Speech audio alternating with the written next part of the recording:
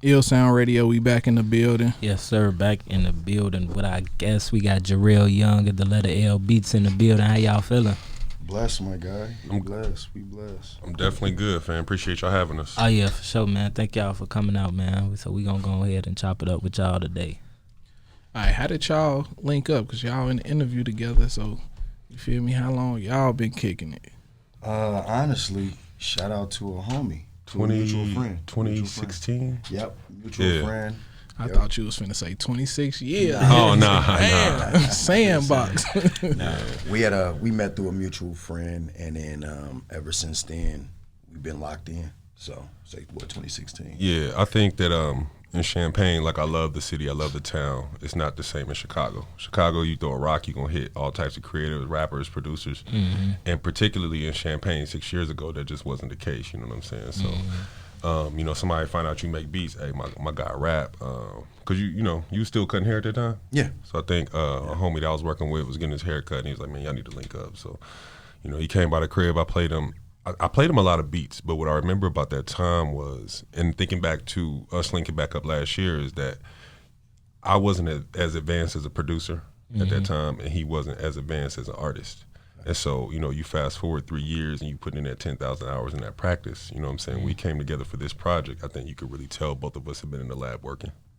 For sure, it's the y'all new project that y'all working on. Well, you talking about a project from? Well, so mainly I'm talking about Illini Anthem, right? Because that's kind of the big one. That's probably our biggest look. You know what I'm saying? Thus far, and we always got something cooking. He stayed with a pack of beats. You know what I'm saying? Literally, there's two people in this world and get beats with me without putting up no money first, and he one of them. You know what I'm saying? So, for sure, blessings. Most definitely. So you say a lot changed as far as like more artists and creatives coming down to view a vibe. What you think sparked the change? I think, first of all, I'm going to give credit where credit is due, right? I think community matters. Mother Nature, right? An amazing group, amazing lyricists, but they also know how to lead movements and communities. And so in 2016, they did a conference at the Illinois Media Commons in Urbana, and I didn't know we had this many people in the city making music like that. And so then that same summer, a collaborator of mine, Dr. Adam J. Cruz, over at U of I, we started the Illinois Summer Youth Music Hip Hop Camp. They've been doing this camp for 100 years. If you play the cello or the piano or chorus or, music theater or something like that, right? We was like, yo, it's time for hip hop, you know what I mean? And so starting at that same year, and it just kind of galvanized, because like I said, I had left and gone to Atlanta for 4 years, and I got back last year and it was like a different city. It's rappers everywhere making moves. It's producers everywhere making moves. You know what I mean? And it's not just this local stuff. You know what I'm saying? They getting out of town. They getting on big platforms. You know what I mean? So, yeah, I think that's a start of it, and just a lot of credit due to Mother Nature, because it was like they were on their way to try to get somewhere bigger, and they said, "Hey, we can put everybody on." You know what I mean? For sure. So, shout out to Mother Nature for sure. I didn't even know they attended U of I. Yeah, they went to U of I. I linked them very strongly because I had known both of them just from being around town, right? But the big link was Dr. Ruth Nicole Brown down at U of I. She's no longer with us. I think she's at Michigan State, but she was a professor in women's studies, and she empowered like this whole generation of Black women to just find their voices, right? And I can't name everybody, but from under her leadership, PhDs and Mother Nature and programming for the city, that kind of stuff. So that's dope for sure. Every time I sit with a producer, I always got to ask them, like, how do you just start making beats? You feel me? Like, where does that come from? It's a crazy story, and I don't even think Jarrel has heard this story. So I've been wanting to make beats since I was like a little kid, right? But, I grew up poor, and I knew better than to ask my parents for just a certain, when really, I'm a little bit older. When I really was 15, you really needed like 2 Techniques turntables, right? And that's like thousands of dollars, you know what I'm saying? So fast forward to after I graduate, I think it was like 07, like I finally got a good job, got some good money, you know what I'm saying? I had dabbled on a couple of hobbies, and I was like, man, I really want to try this, right? So that's like 07. 03, I'm a senior at U of I, right? Outkast Love Below had just came out. This is the craziest, wildest story, bro. I had a dream that I made a beat, and then I woke up, I couldn't figure out how I did it. And then I remember I was frustrated for like a month. Like, I don't even know, but I didn't have no money to really like go out there and try to start doing it. I didn't know nobody that did it. Right. So I think at 07, it was just a perfect storm of having enough bread, the internet being where it was. And then also I think at that time, that's when, computers were being taken seriously as you could really make beats with that. You know what I'm saying? Because actually, I had an MPC, I had an ASRX. You know what I'm saying? But I think once I got a hold of Reason, it was over. Because you don't need all the extra stuff. You got your computer. You know what I'm saying? You can get a MIDI controller or some instruments or interface. But yeah, that's how I started doing it. I started on Craigslist. I bought equipment that I couldn't use, or I would get it and start figuring out and realize it's not what I needed. I stumbled a couple times, had some homies that was getting into it, and then outside of that, YouTube University. You know what I'm saying? So. Shout out YouTube. Yeah. For sure, teach you everything. Now, Jarrel, so with the music, and when did you actually start music? Like, because I know we was chopping it up a little bit in the background. Yeah, I mean, I had dibbled and dabbled a little bit, probably like my sophomore, junior year in college. You know, I was a little late to the party. Right. You know, just being super focused on my books and my scholastics. You know what I'm saying? My parents were super strict, so music just wasn't a thing that they really, really like wanted me to do. Did you have some interest in it? I grew up in the church, man. So with me growing up in the church, being around the piano, being around the drums, singing in the choirs, it kind of just stuck with me. You know what I'm saying? And I ended up being in like little quartets and little like show choirs when I was in high school. And then once I got ready to graduate from college, I'm like, all right, well, is the job situation gonna work? Let me see let's see what's really going on. And it kind of just turned into a thing where like it kind of just found me. You know what I'm saying? So, and I've been making records since 2009, 2010. It's 2022, so we still here. Yo, it's your boy Biko. Make sure you head over to the Apple Store and Google Play Store and download the iLLANOiZE app right now. From there, you'll be able to stream iLLANOiZE Radio live every Saturday from 4 to 6 p.m., as well as stream podcasts, watch interviews, check out the latest news, and so much more. So head over there to your App Store and download the iLLANOiZE app. Ill Sound Radio, we back in the building. And we checking back in with our guest, Jarrel Young and TheLetterLBeats. Now we hinted at it a little bit, but we could just go ahead and dive into it. Talk about like how y'all came about with the Illini Anthem, and how did y'all create that first? How did y'all get in the position? I know a lot of hard work and recognition came behind that, but how did y'all get up there to create that? As far as positioning, I mean, it was a few years in the making, but it's weird. When I was living in Atlanta, I landed an adjunct position teaching one class, beat making at U of I, right? So I taught that spring 19, fall 19, spring 20. And fall 19, I found out they had a full-time position coming open. And they were being pretty open-minded about what those qualifications were gonna look like, right? And so, just having the experience with already working there and stuff, I went hard after it and I got the job, you know what I mean? And so once I was in the position, I used to be a middle school teacher, bro. Like, I taught at Bradwell and Dodge in the city, you know what I'm saying, as well as some schools, in Georgia and downstate. But I never understood what the position of professor truly meant, right? Because, like, one, I'm used to being, like, as a teacher, there's, like, just less than 2% black males in public education. Black professors, it's, like, less than a half a percentage, you know what I'm saying? So I don't think I understood the cachet that brought with it. What I understood was I'm here to teach culture. I'm here to teach people how to push their creativity forward and find ways to monetize it, right? So as far as positioning, it was kind of like once I was on faculty, if I had a good idea, the people I go to got to listen, right? And if it benefits them, they got to be on board with it. And so you talk about the Marching Illini band director Barry Hauser. He ain't never heard nothing like this before. Right. What other, school in the country got a fight song as a part of their canon? And so then in terms of just the song itself, I mean, this goes all the way back to my first artist here in Chicago, Young General. He had a song called White Sox Fitted. Twine Gabbs was on it and Mickey Halstead was on it. I didn't do the beat. My boy Volcano did the beat. But I was in the camp, and so we was pushing it forward, marketing the whole movement. And so he did the video at Leaders, right? I was just telling Jarrel, we was looking at some of the Leaders gear. You know what I'm saying? I was like, man, Leaders is like still a thing, and I think that's really dope. So they shot the video there, and then the White Sox marketing department found out about it, and they got a hold of it. And they invited him out to perform the song at the park on the 7th inning stretch with violinist Lee England, who Young General put on the song. That left an imprint on my mind because I said, oh, if you can identify an audience, you don't have to worry about listening to my new single. They want this because it's about their culture. You see what I'm saying? We had a previous iteration, speaking of the IMC we were referring to. I had met a kid in high school named Austin Westray. and we actually recorded a version of the song that they played in the arena, but it was like specifically about the basketball team at that time. This is like back in 2016, different coach, different regime. What I learned in Atlanta was you're not selling music, you're selling culture. And so I had to find a way to redo this thing that made it a movement, you know what I'm saying, not just a song. So then, you know, probably about 7, 8 years ago, we got rid of the chief as a quote unquote mascot. And after I did my research, I realized that whole thing is based on Native American stereotypes put forth by Disney. You see what I'm saying? And so, you know, the chancellor sent the email out in late 20, was like, we need some new traditions that are more inclusive. I had the idea on deck already. Right. I called my mentor, Adam J. Cruz. He said, call Barry Hauser, director of Marching Illini. Had a couple meetings with him, got the athletic department on board. And they was like, so who's going to do this song? I was like, oh, Jarrel Young is the perfect guy. Jarrel, tell him why you perfect for this role. You know what I mean? For sure. I'm born and raised in Champaign-Urbana. Been there my entire life. Graduated from the university with my bachelor's back in 2010. And like I said earlier, I'm getting ready to graduate with my master's. Right. It just made sense, you know. And on top of that, I have a decent IQ when it comes down to making music, songwriting, and things like that. I help out with the ISYM hip hop camp. I know a lot of the youth. I'm a social worker, so I know a lot of the families and things like that. It just made sense. Right. And he called me.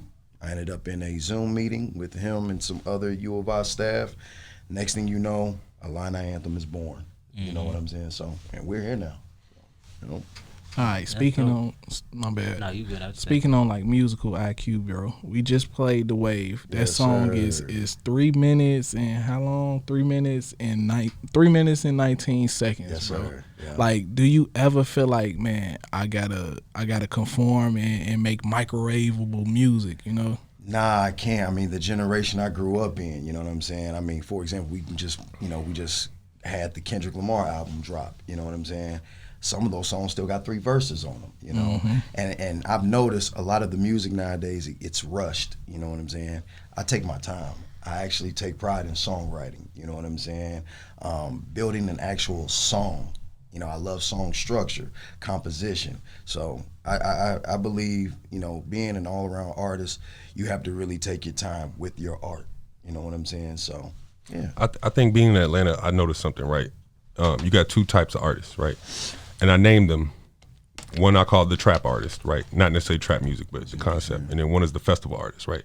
9 times out of 10, the trap artist goes shh, shh. All right. The festival artist goes steady like this. And I recognize Jarrel's a festival artist. You know what I'm saying? He could rock any crowd. We did a show at a church at like 4 in the afternoon on a Friday one time. Facts. Bro, he was doing his regular music, had the church jumping. You see what I'm saying? The crowd control aspect, the artist development aspect, the building an audience aspect. If you're engaged in those things, you don't have to worry about trying to be hot. You don't have to worry about trying to conform. You could build your audience, and there's people out there that want what you got. You know what I'm saying? And he's that type of artist.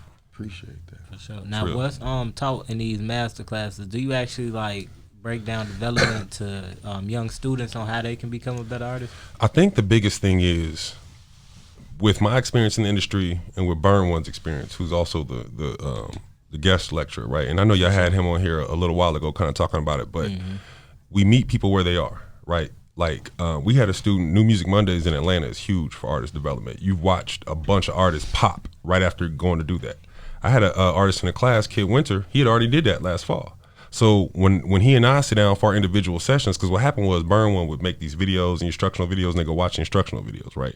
But then we're developing your career plan when you meet with me. When I met with Kid Winter, it wasn't a conversation about you need to get here, you need to get there.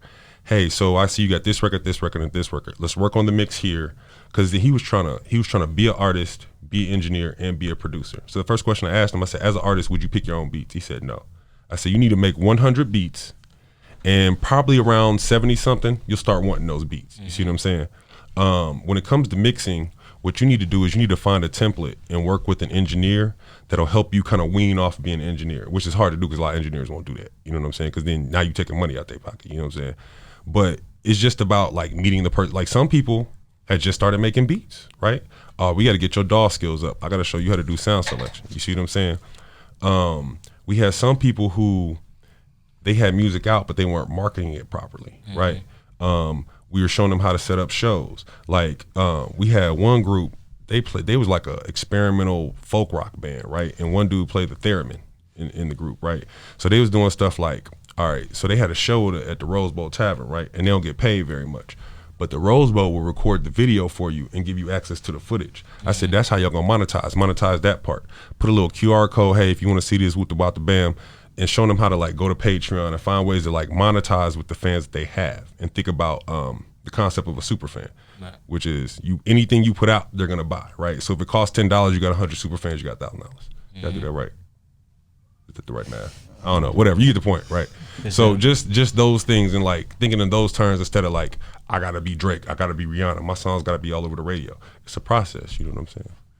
Okay, gotcha. How do y'all get that message across to the artists? Because it's like artists have seen other artists get jerked out the game for years, you know what I'm saying? And I feel like now we in the information age where the information is there, you just gotta want it. So how do you pass that to an artist that's up and coming, that only want a record deal, that only wants to be, like you say, that trap rapper that go up real fast? I would say this is where artist development comes in. You know, really knowing your voice, knowing your space, and knowing what you really want out of this quote-unquote music industry. You know what I'm saying? There's people that's looking for the fame, you know? There's people that's just looking for a fan base. I use my music through an educational setting. You know what I'm saying? There's different avenues. So I just feel like if you find your little groove, you'll be able to go far with it. So that's how I look at it. So I think, yeah, it's about finding out like what is their commitment to the craft, right? Are you trying to hurry up and break so you can go do something else, or are you committed to a lifetime of music career? Because when we talk about that plan they put together, it's a process of development. And I tell them at this, like, you 19, 20, 21, this is the thing that will anchor you when you're 35 and still making music, and you can still put food on the table just by doing this. You know what I'm saying? I think if somebody's in it for the fame, and you can't get it across to them at all. I'll just say keep doing what you're doing. Facts. So what's some of the drop offs between producing in Atlanta and actually producing up here? There's not as many developed producers. Like, yeah, it's night and day. Right, because it's not because there's some great producers down there, but I'm like leading a group of producers in Atlanta. I'm following some trendsetters that are already there, right? You know, just having a chance to be in the studio and like learn from other people, right? You know, up here it's more of a collaborative thing. A lot of times in Atlanta, like I might come with some loops and then be like, yo, here, and then watch somebody put it together. Like my homeboy Mike Mixer, he produced for 2 Chainz, CEO Trail, all type, everybody down there. He did that No Face No Case album that they had, I think, during the pandemic. And just to sit here and watch him on FL and take my loops and just study what he doing, how he built his intro, how he built his transition, how he go from the verse to the hook, all that kind of stuff. You know what I'm saying? I guess here I'm in more of a leadership teaching role, where down there I'm in more of a learning role. You know what I'm saying? For sure. How important is it for both of y'all to continue learning as y'all grow? I mean, I'm learning every day. You know what I'm saying? I'm 30 years old, but still at the same time, I'm still learning. I'm constantly, and I want to learn. You know, so yeah. One thing you find out when you really make the commitment to join the music industry, the rules change every day. Yeah. That's why it's important to learn. The rules change every day, and somebody that you would think you couldn't learn from is going to teach you something that'll push you for the next 3 years. You see what I'm saying? And on top of that, nowadays, you know, you can't even just be just an artist anymore. You have to wear multiple hats. You know what I'm saying? You have to become a jack of all trades. You got to understand the business. You know what I'm saying? So, you know, it's cool just being an artist. It's cool just being a producer. But ever since I've linked up with Lamont, he does a million other things. Right. You know what I'm saying? He's not just a producer. He's a content creator. He's a professor. You know what I'm saying? He's actually teaching classes. You know what I'm saying? So it just, you know, it all makes sense. For sure. It means a lot, fam. Thank you. Appreciate that. So how do y'all keep each other up, like sharpen each other iron? That's a good question. All right. So I know from my Go ahead. Whenever Lamont reaches out to me, I know he's reaching out to me for a specific reason. He's looking for a certain type of, you know, that can be beneficial for both of us. And he's not gonna just, here, Jarrel, do this, do that. No, he's gonna sit on it. I know Jarrel go do this, and I know he gonna make it hot. That's why he sat on the Illini Anthem for a little second. Years. Sat on it for a second, and then finally approached. He was like, this is the time. I listened to what he was saying, sat in the meeting, and look what we have now. You know, so it was a calculated type move. Right, you for know? sure. Especially working with him, it's calculated. Jarrel can match my hustle, For sure. and that's hard to do. 'Cause I'm not even talking I'm talking about the pace at which I work, the speed, the ambition at which I dream. Like a lot of people can't dream big like that, right? Jarrel, I forgot. Y'all might see us on TV like regularly before the end of the summer. We can't talk too much about it, but it was like, that's an example of when I came to you with it. A lot of people would laugh me out the room or defer it or say, that'd be nice, right? When I say we're gonna take an action step, Jarrel's like, all right, I'm stepping with you. Cool. You know what I mean? And so we done been in the meetings together, pounding on the desk together, like, yo, y'all need to take this and run with this culture because we got what y'all need. So yeah, he can match my hustle. That's really what I'll say. If I put in 100, he gonna put in 100. Facts. Money, sweat equity, time, whatever it is. You know what I'm saying? So it's hard to find an artist that'll do that consistently over a long period of time.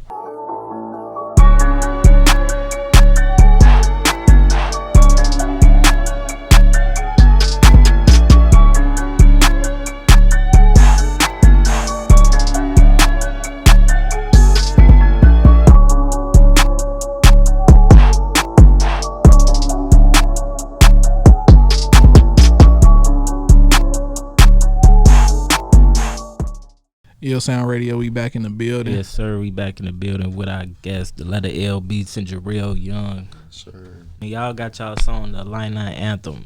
Was y'all at attendance for like the first football game they played it at? We performed at the first Oh, football wow, game, okay. at the home opener last How was that? Because I know, man, college football games be crazy. The atmosphere be crazy. So, Bro, it was lit. It was lit. Because, like, because I was his hype man, right? And if some people was asking me, I didn't know you was a rapper. I'm not a rapper. I'm gonna do what the moment requires. You know what I'm saying? But I had a chance, he's getting set up. I'm running out. I can see the student section going nuts. Like they didn't know this was about to happen. You know what I'm saying? And then just the game day, man. That place seats 60,000. You know what I'm saying? It was darn near full. You know what I'm saying? And then what was crazy, bro? What was really crazy was like throughout the day, like so we did the halftime show. We kind of broke out. You know what I'm saying? Like at halftime, right? I'm starting to get like 30, 40, 50 texts. Like people that was at the game that know me. Yo, you was on the Jumbotron. Like I had like 50 videos of people that took while we was on the Jumbotron, bro. It was unlike anything we ever seen before, dog. Like, all right, how about this for comparison? I played football at the University of Illinois. I was on the Big Ten championship team in 2002. They introduced the team and honored them right before we went out. I didn't even go out there with them. People was like, why didn't you go out there? I was like, I don't live in the past. I live in the future. This the new next thing. You know what I'm saying? I'd much rather have them call my name for this than to make any sack, tackle, or whatever. You know what I'm saying? So it was lit, man. Do you brag different, bro?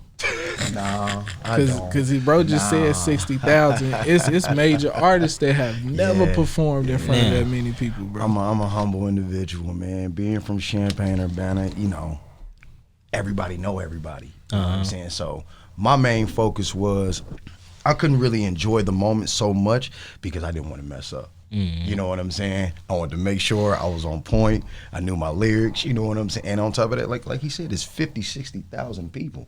My mama and dad had flew into town. I got aunties and uncles at the stadium. So I just wanted to make sure I was on point. Now, once we got done, then the celebrating for me kicked in. Definitely. So that's all. Yeah. Free drinks for y'all for life. Of course. You know what though? I'll say this: the football game was dope, but the basketball game was better. I like the basketball game. Who was it? Texas Rio Grande. Yep. Yeah, man. And it was during Thanksgiving break too, so it was a lot of family in town. Yeah. Like that, so it was dope. Yeah. So now, being a professor, like, and balancing all these things, producing and everything, like, how is like your priority? I know you got to wake up and stick to a tight schedule, like.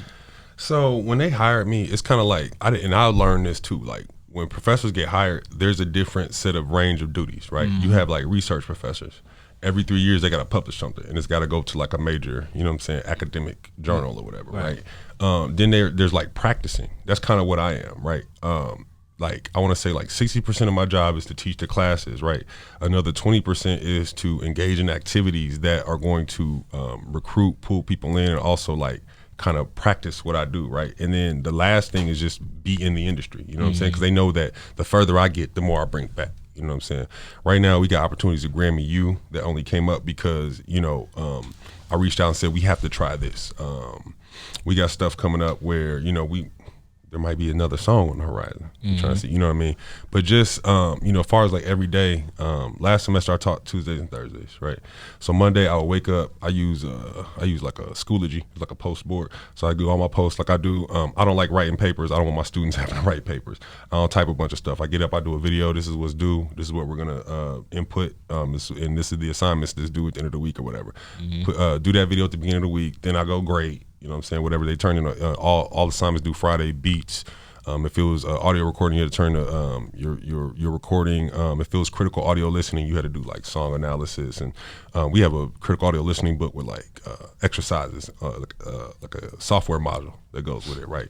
So I go grade all those, and then, you know, try to make some beats or try to make some content. Then on Tuesday, woke up, had class at 8:30 in the morning. Get that out the way, come home, get a snack, try to get some more, like, you know, whether it's sending out beats, networking, whatever. Class at noon, beat making, noon to 1:20, you know what I'm saying? And then we had podcasting right after that, 2 to 3:50, although we never stayed the whole time. But I mean, a lot of times it's built in, like, all right, after we get done, y'all can go work on your podcast, you know what I'm saying? And then Wednesday, meeting with students for most of the day, you know what I'm saying? With music monetization, it's kind of like, meeting with me becomes like your anchor point, right? And there's 20 people in that class. It took me, every time we had a round of meetings, it took me the Wednesday and the Friday to meet with everybody. I'm talking about we starting at 9, not getting done until 2 or 3. You know what I mean? So, now that said, the way semesters work, they're top heavy. By March, now I'm starting to shift into, these are the special guests we're gonna have, getting ready for the summer, that kind of stuff. You know what I'm saying? So. Yeah, that's what it looks like. But I have way more autonomy over my schedule than when I was a middle school teacher. My life lived by the bell. You know what I mean? Absolutely. How does it feel being a plug? Because with great responsibility, with great power comes great responsibility. It don't feel like what I thought it would feel like. It feel like pressure sometimes. It feel like I'm getting pulled in a million different directions. This is a story. So we were doing the year in review for beat making, right? And so I had all the students just giving feedback, just talking, right? Because they have them do like ISIS forms and fill out stuff. I'm like, no, I want to hear from y'all, right? And so I heard everything from one student said, this is the best semester I ever had. Burn One was here. You know what I'm saying? He judged their beats, they collabed. I can't even say, they basically kids got a placement, and I can't even say what the placement is yet because you got to keep tight-lipped, right? But at the same time, they have lived experiences at these universities. I had a student call me a token to my face. Damn. And I got hot. And not one, it's because there's another faculty member, a minority faculty member on there that's tokenizing himself. That's one. Two, token means that people tell you what to do, what to teach, what to do. Ain't nobody telling me what to do, nothing. And they not there when I'm in the, I just met with my director Thursday, like, yo, the social media got to be better. You know what I'm saying? Like forcing them to do stuff, and then I got to turn around, I got a student calling me a token. You see what I'm saying? So now I got to make you understand what I'm doing as a student, but I got to make the director understand what I'm doing too. Now I got to make my other colleagues and faculty members understand what I'm doing. Because once they start to see the dots connect, they see that what I'm trying to do helps everybody. You see what I'm saying? There might be a dope trombonist out there that wants to go to a different school, but they found out they can play trombone and rap. They would come to U of I. You see what I'm saying? So. Like Jay said, with great power come great responsibility, for real. And I'm glad you stood your ground to let people know, you know what I'm saying? Then a lot of times when you in these higher up positions, people will play you like it's easy to be there. It's not easy to be in those positions, you know? So like, what's planned for you guys? I know you say you got some working on you can't really necessarily speak on, but like outside of like swinging for the fences with what y'all do with the Illini Anthem, what's something that y'all working on? Any just like single tracks, any projects from you, Jarrel, anything like that? Yeah, I'm always recording. You know, my main focus right now, you know, of course I got some songs in the tuck, but before I get ready to drop a full project, full body of work, I'm focused on graduating in December. Oh yeah, for sure. You know what I'm saying? What you say, your social work. Yeah, okay, gotcha. Social work, leadership, and social change. Shout out to the School of Social Work at the University of Illinois. Yeah, for sure. I'll be graduating with my MSW in December, and then once I get done with that, right back to the grind. So sure. Yep.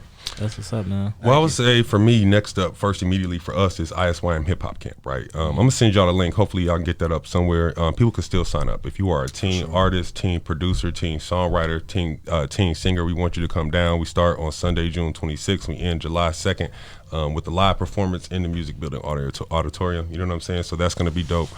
I got a song with an artist in Atlanta called Greg. His name is Greg Whiskey, and the song is called "I'm Up," featuring Lil Doug on it. Hopefully, we're gonna be doing some media movement in August with that. As soon as I get done with these classes, I'm also teaching a class over the summer. Man, that's some good money. But and as part of our ecosystem, we have a master's in music education program where we teach music teachers. So that's an important piece because it creates this ecosystem, right? So you think about like the trumpet. Trumpet been around for hundreds of years, right?